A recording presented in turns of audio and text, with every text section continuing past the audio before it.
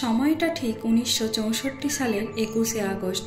পশ্চিমবঙ্গের হাওড়া জেলার কানপুর গ্রামে এক গৃহস্থ পরিবারে জন্মগ্রহণ করেন মহারাজ।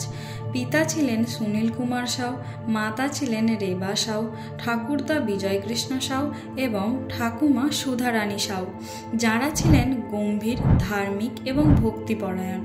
বিশেষ করে ঠাকুমা ছিলেন স্মার্তমতে বিশ্বাসী এবং উপাসনা করতেন তারামা ও কালী মাতার। এমন পরিবেশে বড় হয়ে ওঠা ছোট্ট মহারাজ শৈশব থেকেই ছিলেন অন্তর্মুখী, অত্যন্ত ভক্তিসম্পন্ন। ভগবানের প্রতি তাঁর আকর্ষণ যেন জন্মগতই ছিল। প্রাথমিক শিক্ষা লাভ করেন কানপুর শিক্ষালয় থেকে। এরপর 1975 সালে তিনি ভর্তি হন পুরাস কানপুর নটবর পাল বিদ্যা মন্দিরে। সেই সময়ই প্রথমবার কলকাতায় এসে পুরী গোস্বামী ঠাকুরকে দর্শন করেন এবং তাঁকেই অন্তরে গুরু রূপে গ্রহণ করেন। 1978 সালে মাত্র 13 বছর বয়সে বাবার সঙ্গে হাওড়া জেলায় চলে আসেন, যা তাঁর জীবনের আধ্যাত্মিক অভিযাত্রার নতুন অধ্যায় রচনা করে। 14 বছর বয়সে প্রথমবার মায়াপুর দর্শনে আসেন।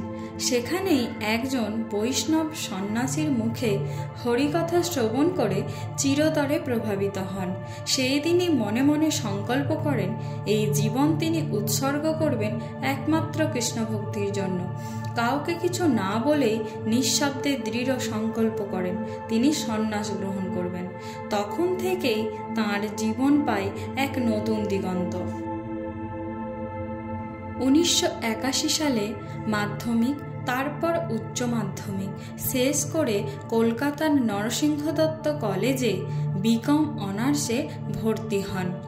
এদিকে তাঁর দাদু ছিলেন স্বয়ং শ্রীল ভক্তি সিদ্ধান্ত সরস্বতী ঠাকুরের একনিষ্ঠ শিষ্য। সেই পরিবেশের থেকে তিনি নিয়মিত মায়াপুর যেতেন, সাধু সঙ্গ করতেন, যা তাকে ধীরে ধীরে গঠন করে এক ভবিষ্যৎ গুরুদেব হিসেবে। একদিন স্কুল ফাঁকি দিয়ে ভক্তির টানে চলে যান কালীঘাটে শ্রী চৈতন্য গৌড়ীয় মঠে। সেখানে শ্রীল ভক্তি প্রমোদ পুরী গোস্বামী ঠাকুরকে দর্শন করেন। দীর্ঘ 1 ঘন্টা অপেক্ষার পর গুরুদেবের সাক্ষাৎ মেলে।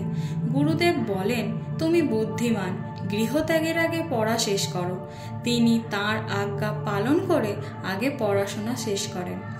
আশ্চর্যজনকভাবে যেদিন ফাইনাল পরীক্ষার ফল প্রকাশ হয়, সেই দিনই গুরুদেব স্বয়ং তাঁর বাড়ি আসেন আশীর্বাদ করতে।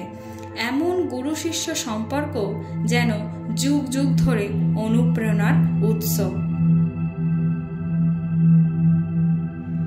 1986 সালের 21শে জানুয়ারি পুত্রদা একাদশী তিথিতে অসীম হরিনাম দীক্ষা গ্রহণ করেন মদন মোহন প্রভুর বাড়িতে পুরী গোস্বামী ঠাকুরের কাছ থেকে। 1989 সালে গৌর পূর্ণিমায় পান ব্রহ্মচর্য দীক্ষা। নতুন নাম হয় অচ্যুতানন্দ ব্রহ্মচারী। সেই বছরই শুরু হয় মায়াপুরে গৌর গদাধর, রাধা গোপীনাথ, লক্ষ্মী নৃসিংহ বিগ্রহের প্রতিষ্ঠা এবং তাঁর নিরলস দিবারাত্রি সেবা। 1990 সালের 28শে মে গৃহত্যাগ করেন। 1993 সালে গৌর পূর্ণিমায় গুরুদেবের নির্দেশে সন্ন্যাস গ্রহণ করেন। নাম হয় ত্রিদণ্ডী স্বামী ভক্তি বিবুধ বোধায়ন। এরপর 1997 সালে গুরুদেব তাঁকে আচার্য পদে অধিষ্ঠিত করেন। গোপীনাথ গৌড়ীয় মঠের আচার্য হিসেবে ঘোষণা করেন তাঁকে।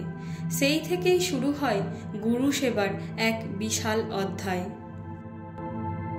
1999 সালে শ্রীল ভক্তি প্রমোদ পুরী গোস্বামী ঠাকুর মহাপ্রস্থান করেন।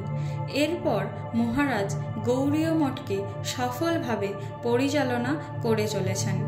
শ্রী শ্রী রাধাকৃষ্ণ প্রেমময় বাণী প্রচারের জন্য গুরু বৈষ্ণবের আজ্ঞাকে শিরোধার্য করে নিরন্তর নিরলসভাবে সারা বিশ্বে যাত্রা শুরু করেন। বাণী প্রচারের জন্য তিনি পৌঁছে যান বিশ্বের নানা প্রান্তে। যুক্তরাষ্ট্র, ইউরোপ, দক্ষিণ আমেরিকা, জাপান। সর্বত্র প্রচার করেন এক শাশ্বত বাণী। চিন্ময় কৃষ্ণ প্রেমই জীবনের একমাত্র লক্ষ্য। তাঁর কণ্ঠে যেন বিশ্ব শুনছে কৃষ্ণ ভক্তির জাগরণ। 2013 সালে দক্ষিণ আমেরিকার সান মার্কোস বিশ্ববিদ্যালয় তাকে প্রদান করেন সম্মানসূচক ডক্টরেট ডিগ্রি। এটি কেবল একটি পদক নয়, বরং একজন জীবন্ত ধর্মদ্রষ্টা, ত্যাগী ও বিশুদ্ধ ভক্তের প্রতি বিশ্বের শ্রদ্ধা নিবেদন। আজ এই পবিত্র তিথিতে আসুন আমরা তাকে শ্রদ্ধাভাবে স্মরণ করি, শিখি তাঁর জীবন থেকে কিভাবে কঠোর সাধনার মধ্য দিয়ে একজন সাধারণ মানুষ হয়ে উঠতে পারেন ভগবানের প্রিয়তম সেবক। চিরকাল যেন আমরা তাঁর পদচিহ্ন অনুসরণ করতে পারি, এটাই আমাদের একান্ত প্রার্থনা। শুভ আবির্ভাব তিথি।